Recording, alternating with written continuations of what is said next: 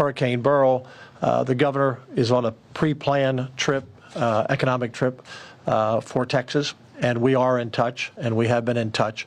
But it's our responsibility here in Texas to prepare everyone for this hurricane. It's still a tropical storm as we speak, but it will be a hurricane, and it will strengthen most likely, and it will be a deadly storm for people who are directly in that path. And that's what we want to talk about today. Coastal, inland, and the Houston area are the three areas that I see that I want to be sure everyone is alert. Yesterday, I declared an additional 81 counties in the disaster area, so we are now at 120 counties in the disaster area. You may ask why. One of the reasons as this storm moves, and the good news is that it looks like it will move quickly through the state. If you'll remember Harvey many years ago, that storm hung around for days at a time because it slowed down, dumping rain on rain and rain. This will be a heavy rain event, but the storm will move quickly, at least as the forecast is right now, and that is subject to change. But it will go up through the state. So areas like College Station could see significant rain and flooding. So could Tyler, Texarkana, and other communities. Once again, that's on this track. If this track moves, which it often does in the last 12 hours to 15 hours of a hurricane coming ashore, then all communities inland should be prepared for heavy rain and potential flooding, and that's why you need to listen to your local officials as well in your local forecast for where you live. On the coast, we have thousands upon thousands upon thousands of people who are spending their summer vacation there, a holiday weekend on top of that, and there is a concern that because they're not in their daily routine of watching the news or checking their internet or checking their emails, that they may not be aware of this storm. One of the things that kind of trigger our concern a little bit, we've looked at all of the roads leaving the coast and the maps are still green. So we don't see many people leaving. And what you will hear from our chief of our emergency management team, Nim Kidd, in a few moments, is that you don't want to be on the road tomorrow. Tomorrow will be a bad day for weather. This storm is predicted right now by the National Hurricane Center to land somewhere between Corpus Christi and Galveston Island. So if you're at Galveston, you may say, oh, it's down in Corpus. If you're at Corpus, you're saying, gee, it's coming right here. This can change, and very often will change, as we've seen from past storms. The National Hurricane Center actually says their average change of where they predict a storm to fall and where it falls can be 50 to 60 miles in the last 12 to 15 hours. So we could see movement on the storm. But right now, if you're between Corpus and Galveston, be prepared. Be prepared as we are trying to prepare here. Look, our number one mission in the state, and Nim Kidd's number one mission, and your local mayors and your local county judges and officials, is to save your life. That's number one. Property can be rebuilt, but lives cannot be. This storm has already left 9 deaths in its path through the Caribbean. We don't want number 10 to be in Texas. And so what can you do to help us help you? Number one, again, if you're moving, today's the day to move away from those areas. If you're concerned where the storm is, at least there's an area, a hurricane warning, and as well as a watch along that coastal area we've discussed. Number two, if you're staying in place, be sure you're prepared. You don't want to have to go out tomorrow to get water or food or put gas in your car. It would be a good thing to do it today. A third, if you do venture out, which we strongly advise against, as we always do not drive through flooded roadways. There will be some serious flooding. Now, this is a narrow storm. It's not a big, broad storm, but where it's going to hit, and if it is a Hurricane 2, it's predicted to be a Hurricane 1, but it could grow to a 2. That gets your wind level up pretty high, plus the gust. You're going to see a lot of problems in those specific areas, but rain is going to be everywhere, and flooding could be everywhere, and a storm surge from Corpus to Galveston Island. So a lot to watch for. I know from my own life experience, well, they always predict more and they say more, then nothing happens. Let's pray nothing happens where you live, but something is going to happen where some of you live. And that something will be significant wind, significant rain, and some flooding. And again, surge along the coast. So help us help you. We are prepared, and we have been preparing for the last week. And we are going to now looking at being ready to go into our recovery mode next, and that will begin once this storm hits landfall. So landfall is predicted tonight. You'll start seeing the winds pick up, some rain coming into some of these areas. Landfall sometime 3 or 4 in the morning, depending where it falls, up till 6 or 7 in the morning. The storm could be out of the area maybe by late tomorrow afternoon or tomorrow night if it doesn't slow down, and then it will go up through the inland part of the state and hopefully be gone out of here by Tuesday afternoon or Tuesday evening, or maybe even a little sooner if it keeps moving at its current pace. But it's a serious storm, and you must take it seriously and be prepared. One thing I would say, lastly, before I turn it over to Nim, is many of you who are watching now have friends and family who live on the coast or who are visiting the coast. Call them, text them, email them. Look, the media is very important to get the word out. We count on that. But call your friends and your family members and say, hey, by the way, do you know that Hurricane Beryl is coming to your area, and we're not exactly sure between Corpus and Galveston where it's going to hit, and there's going to be flooding, and you're not going to be able to drive tomorrow? Be sure they know, because a lot of people are on vacation, like I say, not watching the storm, or they hear, well, it's a tropical storm, which it is now, but it's going to strengthen to a hurricane very soon, or it's a Category 1. Trust me, you don't want to be in a Category 1. You know, you're looking at winds 85, 90 miles an hour. You don't want to be in that. You don't want to be in 6 and 12 inches of rain. You don't want to be in flooding. So help us help everyone along the coast for sure, and those inland be watching out as well as Houston. That storm could keep moving that way. NIMKIT is the best in the country. We have the best emergency management team in the country.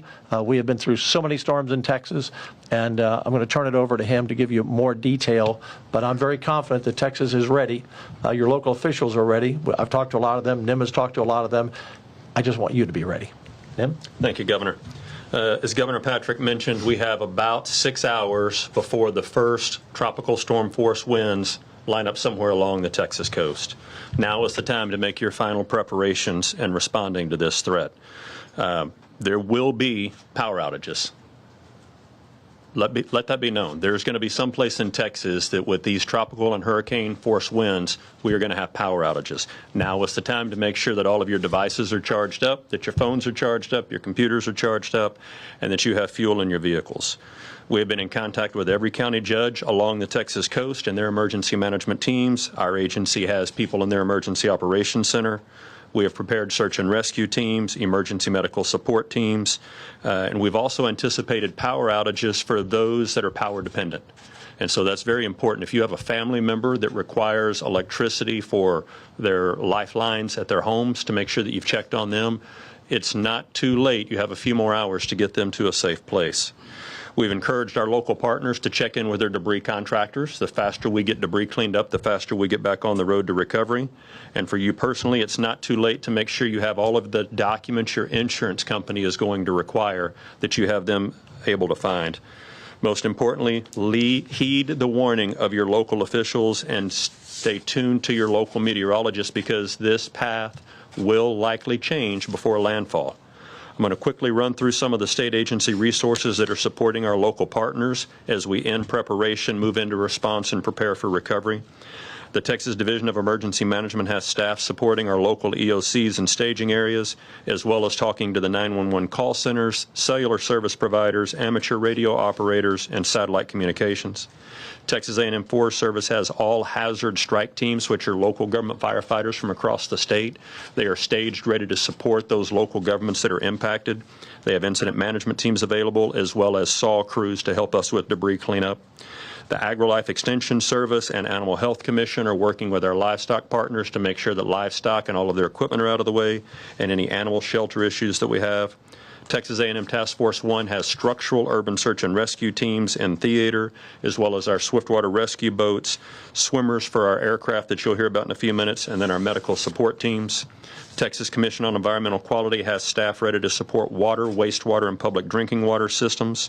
TxDOT has road crews that are out right now making sure all the transportation lanes are open, that the storm drains are open, and they're ready to assist in evacuation of motorists for those that get stranded or run out of fuel along the highways.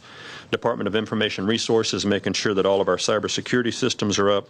The Department of Public Safety has Highway Patrol out in force. All of their aircraft are available for us, as well as their Marine unit.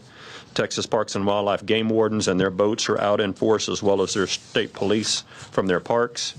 Department of State Health Services has rostered the Emergency Medical Task Force, which is over 50 ambulances, 7 ambuses, 25 missed personnel, and 10 medics to go on additional buses.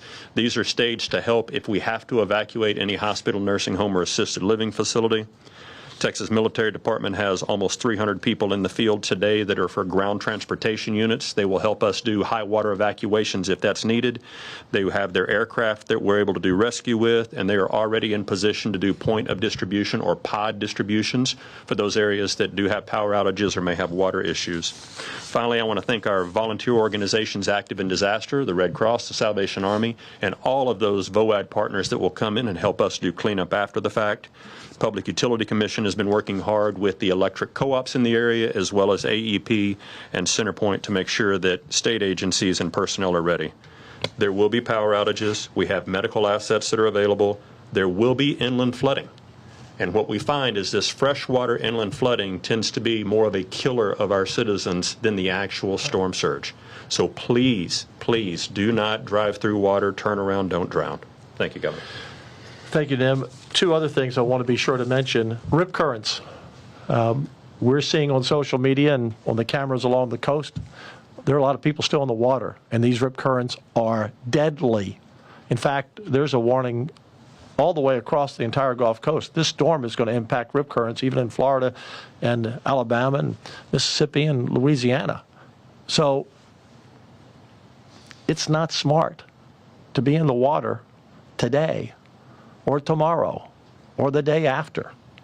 Deadly. We've already had a number of people drown before this storm in Texas because of rip currents and around the Gulf Coast. So please, if you're in the water, even knee deep can get you out there. So be very careful. Secondly, on the roads, if you drive up to a road and you see water and you're not sure of how deep it is, but you're saying, well, there's no barrier there.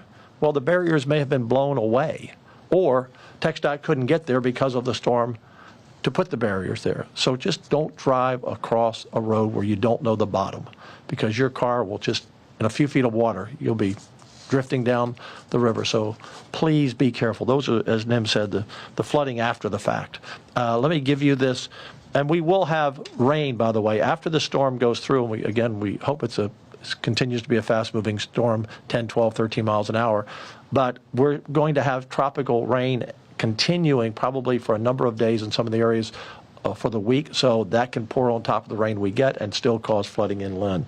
Go to TDEM, TDEM, TDEM/Texas, .texas, .gov/Beryl. So TDEM, TDEM, .texas, spell it out, .gov/Beryl, BERYL. Any questions? Hey, Governor, what are you hearing from, what are you asking from federal agencies in the White House? Nim? So FEMA has been here with us in the Emergency Operations Center since before we even let y'all know that we were working on this. We are in very close contact with our FEMA regional administrator who lives and works in Denton. He and I have been talking several times a day. At this point, remember, Texas, by federal law, needs to have $54 million of uninsured public damage and public loss before the president can grant a major disaster declaration. We don't have those dollars yet. With the size of this storm, man, we're praying we don't get to that point. But if we do, we are tied in very close to our federal partners. And how much is for assets? Assets, equipment, manpower, that sort of. So they have pre-positioned some response assets as well as some food and water and blue tarps for our use if we need them. That will be on top of what we already have available as our own state resources. Any other questions? We're counting on the media to get the word out. We are on watch and have been on watch. The people who work at the emergency management team here, it's 24/7. So we will be with you through the storm. Watch for our updates at tdem.texas.gov/Beryl. And late hand, go ahead. Yes, sir. Yeah, I guess my question would be, is there anything that y'all are, you know, y'all have a lot of experience with storms, right? You know, in the Gulf. Yes. Is there anything about this storm, though, that y'all are keeping an eye on, or that might be a particular concern? You know, I reached out to Nim about 4 in the morning several days ago, and I sent him a text and I said, the thing that concerns me about this storm is what happened back in 2008 when the storm was predicted to go up through Victoria and Sugar Land, and we had a team call. I was in the Senate then with the then governor and lieutenant governor, and we were assured that's where it was going. And people on Bolivar Island at that time felt like they were out of harm's way, and many stayed. And overnight, that storm moved about 40 miles. And we all know that tragedy of Bolivar Island. And many of those people drowned, and some were washed out to sea. So that was the first thing that really came to my mind, because we often see the hurricanes kind of come up, you know, through the Caribbean like a straight shot. But these storms that come up through the Eastern Caribbean and then come over the Yucatan Peninsula and kind of come in the back door, a lot of people aren't watching it as much, and they don't take them as seriously. So we're not suggesting that this is going to be an Ike or a Harvey that stayed over land a lot. But these storms, and Cat 1s are serious storms. If you're in the way of Cat 1, that's bad news. And again, many people watching right now will not be affected or lightly affected in the coast and inland. But I assure you, some watching are going to have significant wind, 85 to 100 miles an hour or more, and higher gust. And that's property damage, that's trees down, that's flooding, and that's lots of rain.